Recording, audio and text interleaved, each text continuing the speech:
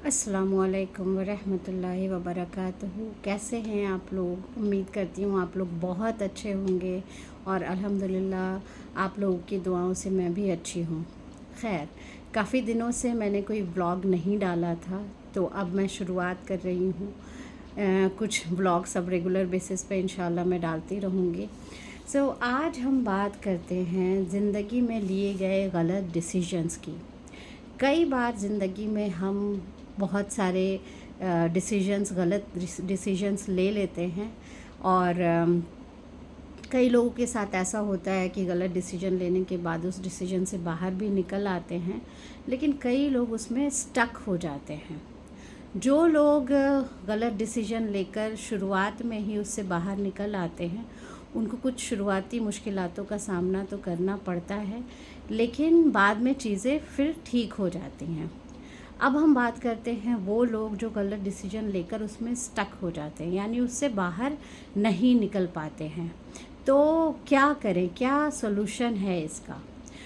इसमें भी दो सिचुएशन है। पहली चीज़ तो ये है कि आप गलत डिसीजन ले लेते हैं और फिर उस डिसीजन को एफ़र्ट लगाकर आप सही करने की कोशिश करते हैं।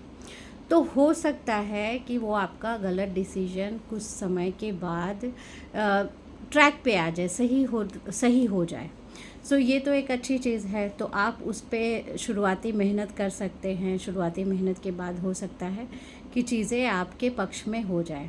लेकिन दूसरी ये सिचुएशन है कि जब आप गलत डिसीजन ले लें और आप उसमें स्टक हो जाएं, यानी कि आप उससे किसी भी तरह से नहीं निकल पाएँ, तो ये सिचुएशन नहीं होना चाहिए, क्योंकि ये सिचुएशन आप पे फिर हावी हो जाएगा और वो काफ़ी लंबे समय तक चलेगा। और कभी-कभी तो ये हो सकता है कि समय जितना बीतता चला जाएगा, वो डिसीजन, वो सिचुएशन आपके लिए और वर्स होती जा सकती है। यानी कि जो शुरुआती मुश्किलातें थी, वो मुश्किलातें बढ़ के और दुगनी चौगनी हो सकती है।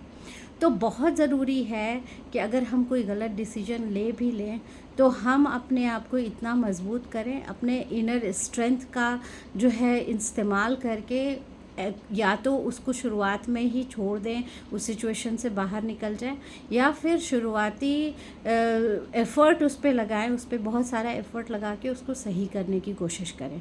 तो ये दो चीज़ें हैं।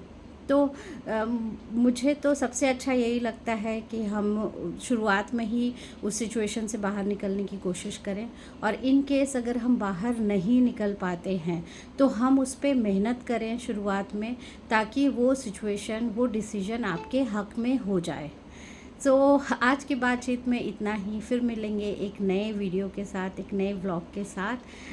तब तक के लिए अल्लाह हाफ़िज़, अस्सलाम वालेकुम।